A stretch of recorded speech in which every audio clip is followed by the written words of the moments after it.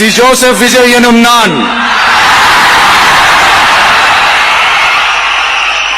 தமிழ்நாட்டு அரசின் முதலமைச்சர் என்ற முறையில்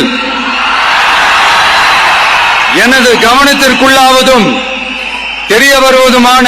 எந்த பொருளையும் முதலமைச்சரின் கடமைகளை உரியவாறு நிறைவேற்ற தேவையான அளவுக்கன்றி ஒருவரிடமோ